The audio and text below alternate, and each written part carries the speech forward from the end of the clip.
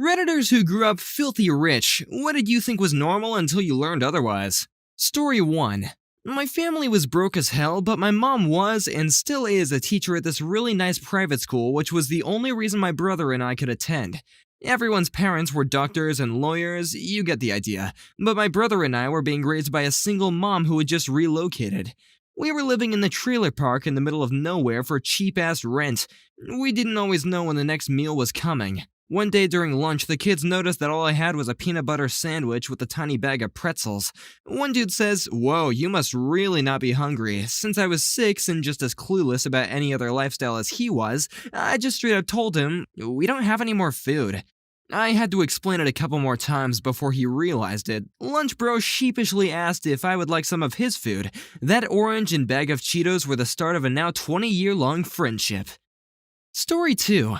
I was trying to show a friend of mine that she's rich because her family had a team of maids and drivers. Seriously, a driver for every member of the family. She said she's not rich because everyone has maids and drivers. I asked her, "Do you think your maids and drivers have maids and drivers?" "Yo, dog, I'm so rich even my maids have maids." Story 3. I was poor growing up and most of my friends were poor/middle class. There was always this one dude who drove a shitty, falling apart car. He was always hustling to and from work, trying to make a buck to afford repairs for his car. We all thought he was lucky just to have the car. One night, after we had been friends for a while, he invited a bunch of us over to his house. Even offered to pick us all up since no one else had our own wheels. Imagine our surprise when he rolled up into the ritziest neighborhood in our area. The dude lived in a freaking mansion, indoor pool, elevator, the whole 9 yards. We were flummoxed. Someone said, "Dude, we had no idea you were rich." His answer, "I'm not rich, my parents are. They worked very hard to get that way." At first we felt bad for him, freaking filthy rich parents, and this dude is working his ass off to afford a beater. Now I get it though. Just wanted to point out, I grew up in a major East Coast city with a good, though sometimes annoying, public transportation system. Having a car wasn't a necessity by any stretch, but it did make life a bit easier. Having a car at 17 of any sort was definitely impressive in my circle. Story 4. Honestly, it was the little things. I knew we had a nicer car than average and a bigger house, went on more trips, etc. But I thought everyone's fridges had wood-paneled cabinet doors, for example. We had a Sub-Zero built-in fridge and freezer. The first time I saw a metal fridge, I thought it was weird, but I thought it was even weirder that the fridge and freezers were combined. Then I got really jealous because you could put magnets on it. I also thought everyone had a central vacuum system where you could sweep dirt into a little hole under the cabinets by the floor and it sucks it up. We had these little holes all over in every room, stuff like that. Your floors had built-in vacuums? You son of a bitch! Story 5. Kidnapping. Whenever we traveled, there were guards and I was trained in what to do if it happened. We had insurance policies against it, and when I dated a middle-class suburbanite and then talked about it, she thought I was just being paranoid. But that was a thing. Story 6. I spent my late teens and early 20s butlering for a very, very wealthy, not billionaire but not far off family. They had 2 school-aged children that I would drop off in the morning. The older of the 2 was amazed to learn that I didn't have a holiday home to go to when I took time off. Story 7. I feel bad having said this while joining a friend on a road trip up into the mountains at his brother's house. There was slow as balls internet at the house we were going to, and the connection dropped off frequently. I didn't have my car with me since I was on a road trip and with someone else at the time.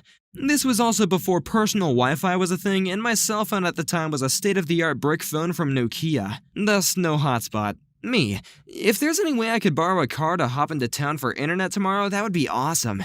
Friend. Well, my brother uses his car every day, and I'm using mine to go to that event we talked about. Me. That's fine. Is it okay if we use his extra car? Awkward silence until... Friend. He just has that one car. Story 8. Growing up, I thought apartment buildings were only for college students. I didn't know that families lived in them. Story 9. I thought until the start of high school that a $100 bottle of wine was cheap. Expensive ones are several thousand after all. At the end of the year, we decided to offer a retirement teacher a bottle of wine, and he said, "Don't buy me a $100 bottle." I made a joke about how picky he was and made a fool of myself. Story 10. John Travolta told a cute story about his daughter once. They had to fly commercially once, and she was shocked, incredulous, and asked, "Daddy, who are all these people on our plane?" She thought everyone had their own 757. Story 11. To never discuss the affordability of things within a family. I thought it was totally taboo. This isn't to say I got everything I wanted growing up. I was an obsessively frugal kid. But I was never denied something based on, we can't afford that. I was pretty shocked in elementary school when my friend's mom told her they couldn't afford to buy something. I guess in my mind it was impolite for my parents to talk about money issues with kids, and it hadn't yet dawned on me that sometimes that's unavoidable. Getting a lot of responses from people from a range of backgrounds with the same experience, which is interesting. Maybe the point where it gets a bit stranger is when things like affordability weren't even discussed when picking out colleges and living accommodations. Fortunately, I got to go to a great school for pretty much free, but I'm pretty sure they'd have put me through NYU and med school if I'd asked. It was also interesting going apartment shopping with friends that were all still financially dependent on their parents, but were definitely having that we can't afford that conversations in ways that just weren't coming up in my family. Story 12. I thought everyone got to eat dinner quite often with the president. I always thought the president has dinner at random houses until I learned otherwise when I joined the regular school. I was homeschooled until the age of 9. No kid believed my dinner story. 13. I would say rich in the area by comparison. I think the moment when it really sunk in was during 5th or 6th grade around middle school. I decided I was getting too cool for little kid parties, so I decided I wanted to go somewhere and do something fun. My parents were super excited about this because it meant I was taking one stupid middle schooler with us on a mini trip instead of having 15 stupid middle schoolers in the house. I decided on a trip to some festival, which meant a ferry ride and then driving to a Canadian city and having a big fancy meal. The girl I picked had been my friend for years. I had no idea her life was so different. She lost her mind on the Mary. It was so fun. She'd never seen Canada before, so we stopped and took her pictures. My parents realized immediately that this was a huge deal for the girl who brought hers and my souvenirs, which she later gave to her mom since her mom had never left the area. My mom would not let her order the cheapest thing on the menu, which I never realized is something poor kids are trained to do. I thought you could just pick whatever you wanted to eat. She was the first person in her family to travel more than 30 miles from her house. This was pre-9/11, when a family could just take a random child with no ID and a permission slip from their parent into another country. We're both adults now and occasionally run into each other. She's married with 4 children and still talks about the time we rode a ferry and went to Canada. Had she not brought it up, I probably would have forgotten. Story 14. My 8-year-old came home from school last year and told me that not everyone has a tennis court. In fact, he said nobody but he had a tennis court in his class. He was amazed that other kids played in the street instead of their own tennis court. The tennis court is old and crappy, but it makes a great play area, paved and with a 10-foot fence around it. I have many kids who have many friends, and it's nice to have a pen to keep them all in during parties. I think the term you're looking for is a prison yard, not a tennis court. Story 15. So growing up, I knew my family and extended family was better off than others once high school came around, but it didn't really sink in until college. My parents immigrated from Iran to the US. I was a little kid. I didn't have anything. My parents had engineering degrees, civil and computer, but my father wasn't allowed to work in our home country because he studied in the West. When we came here, they didn't speak English, so I couldn't work in their profession either. My mom stayed home with my brother and me, and my father worked several jobs. He saved up, along with a little bit of money that was finally unfrozen, and started a small business. It grew very rapidly, but my parents didn't really change their own lifestyle. Since I was too young to really know what money is spent on when we were this poor, it didn't really occur to me that we became rich. I just assumed that this is what everyone in America did, the American dream, and that everyone else was like this. Starts poor and then can afford all sorts of stuff. It didn't help that my middle school and high school were very split between the rich and poor, so I figured the latter group was just in the process. I always heard college was expensive and some people could afford it, or that their parents had to save up for the kid and had to get a job. I thought it was $1 million per year. I figured that seemed like something people could afford. I based that on thinking that the middle class made $1 million a year, so spending a year's wage on 1 year of college would be unreasonable. I found out that the average salary was less than my brother would spend on partying on a weekend in college. Also, allowances growing up. I never had one and everyone else did, so I figured they were all rich. Then one day I found out this girl I was seeing at the end of high school had an allowance of $50 per month and it blew my mind. To my parents' credit, we immigrated to the States with nothing and they built a successful business. They also raised us very frugally. My dad still drives a 2001 Jeep Liberty and my mom a 2003 Ford Expedition. My brother and a few cousins love spending though. They taught us to be very disciplined and financially savvy. I worked my ass off to get down the route of being a physician and on the side I started a business. They made sure they didn't help me financially so I could learn how it was to grow a business. Fast forward several years and it became successful enough that I focused on the business instead of being in medicine. I'm not far wealthier than they are and plan on giving the same type of discipline to my children. One of my best friends who I met in college is very similar. His parents own a multi-million-dollar company and throughout school he had to have a job and pay for everything himself. Story 16. My parents paid in full time for my $60,000 a year college tuition. I was always grateful for that, but it wasn't until the post-grad reality of my friends working to pay off their student loan debt while I was able to directly pursue professional goals that I truly realized the advantage I had from my parents' wealth. I had always known that we were well off, but it wasn't until after college that I truly appreciated that, I guess. I hope I can pay them back for that someday. Story 17. I lived overseas for a year when I was in high school and attended an international school. Though my family was decidedly middle class in the US, my dad was being paid several more times to work abroad than he had been at home. I'm fairly certain my family was the least well off in the entire school. None of these kids ever seem to realize how fabulously wealthy they are. A few examples. Several boys from North Korea. I don't know exactly how high up in the political world of the DPRK you need to be allowed to send your children abroad for an education, but these kids showed up to school in brand new Benzes for a start. One friend of mine lived in a luxury high-rise in the single richest enclave in the city where I lived. His parents lived on the 16th floor, each floor was a single unit, and he lived on the 17th floor in his own unit. He had his own live-in maid and driver as well. Another friend's parents ran the largest import/export company in the country. He had 2 bodyguards and was driven around in his own armored, bulletproof SUV. The windows were 2 inches thick and didn't roll down. I attended his birthday party, which was on his dad's 180-foot super yacht. It wasn't uncommon for my friends to spend 3-day weekends in Bali, the Maldives, or wherever their vacation homes were happened to be. I'm still friends with several of them through social media, and the most frequent post I see from several of them is, off to somewhere for the week, then on to somewhere, etc. Story 18.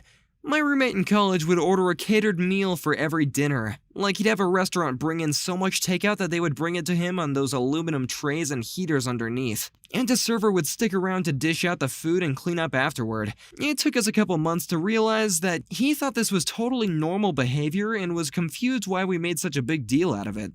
He saw it as a kind of splurge, but not crazy out of the ordinary, until I pointedly asked Kevin, the server, who else he did this for in the entire city we lived in. Just him. My roommate looked shocked. The interesting thing was the fallout. This was only part of the reality check that college dealt my roommate. He really was raised to think that catered meals and drivers and massive wardrobes were the norm, and he felt deceived. That's how his parents lived, that's how his friends lived, and he'd never known anyone who didn't live that way. I mean, it's hard to imagine, but he really did feel like his whole life was a lie, and he felt really dumb for not seeing it before. So he really swung in the other direction. He rejected his parents' help, started working on his own, and got crazy tight about finances. And he became honestly annoyed about money. But it was a learning curve, so we were patient. It was inspiring to watch someone take control of their life. We never have sympathy for the wealthy, but it was a painful growing experience for him, and I was proud. Story 19. My father was a successful chemical engineer/manufacturer and private pilot.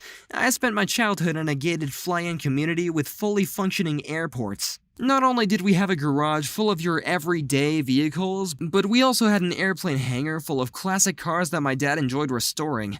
World War II era warbirds, as well as the modern twin-engine planes he used to fly to business meetings. We owned property in Nantucket and St. Martin. And we're constantly taking extemporaneous vacations. John Travolta would walk over from time to time and shoot the shit with my dad in our hangar up until he made Pulp Fiction and was slingshotted back into relevancy. I remember having playdates with his son, Jet. Was also family friends with the well-known NASCAR drivers and would spend a lot of time over at their mansions hanging out with their kids, driving around on golf carts and shooting paintball guns. Everyone knew I had airplanes, nice cars, big homes, and what seemed like an endless supply of wealth. That was my normal. When I was about 4 years old, I made a new friend at school and I was invited to spend the afternoon at his house. It was an eye-opening experience to say the very least, and when I returned home, still very confused, I remember saying something along the lines of, "Mommy, they lived in a really small house and they don't have an airplane hangar." My mom was slightly horrified at the realization that this was my reality and had to explain to me that not everyone has the same things that we have.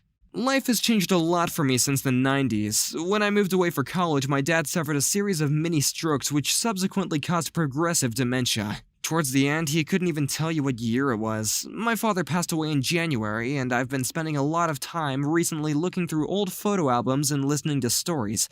Maybe that's why I felt compelled to share this with all you guys. Being rich is nice, don't get me wrong, but I would give it all back in a heartbeat just to spend a little more time with the dad I used to know, the man who was the master of his own universe. There was still so much to learn from him, but what I'm left with are the cherished memories of my childhood that will forever put into perspective just how lucky I really was. Story 20. My mom was really into fashion, so I used to get rid of old clothes pretty much every season and have new clothes almost constantly.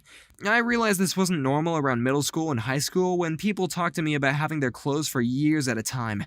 Old habits are hard to break, but I shop a lot less than she did. At least we gave the old clothes to Goodwill. Story 21. I don't know about normal, but I was 23 the first time I had to figure out how to use a washing machine. To this day, I can remember how helpless I felt staring at it like a dead fish. I had to call the family maid. Also, I didn't know what an onion actually looked like until my mid-20s. Not last, but not least either. I was clueless about the fact that you could have a meal with less than 9 pieces of cutlery. Story 22. This wasn't me, but a filthy rich friend didn't know that filet mignon beef tacos were not the norm. I grew up in a foreign country where, by comparison, we were rich. Coming back to the US as a young kid, I learned pretty quickly having house staff was not the norm. I stopped mentioning those things in conversations with other kids. We had a houseboy. I mean, what position is that even? Story 23.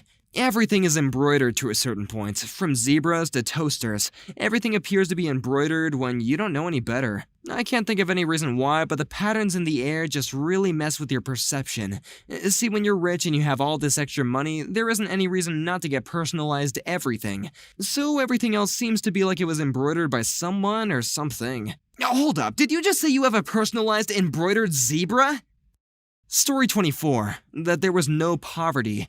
I grew up in a wealthy family. Our extended family was wealthy. I lived in a rich suburb where all my friends were wealthy. It just seemed normal to me. My mom is a bleeding heart liberal, so when I got to be about 10, she started taking us to places that have abject poverty. The Bahamas, parts of Mexico where kids were hounded on the beach, Jamaica, and places in Eastern Europe where you could see slums from the hotel. It made me truly appreciate how blessed I was. In my late 20s, I went through a really dark period of being broke and depressed. My family refused to help me financially, and I had to work 80 to 85 hours a week and just couch surf for almost a year until I got back on my feet. No, it wasn't in drugs or alcohol either. When you're poor, it changes your whole perspective on life. I'm glad my mother showed me the other side of being rich and the struggles of people who are considered blue-collar or middle class. Every day is a struggle. You can just write a check or charge something or not care, but it's a totally different mindset, so thank you, Mom, for not letting me be a stuck-up rich cockknuckle. Story 25. My mom never worked. Instead, she stayed at home and raised each one of her 4 sons in succession, so there was a point when I was shocked to learn that other kids' moms had jobs and didn't just play with them and watch them and take them on excursions every day.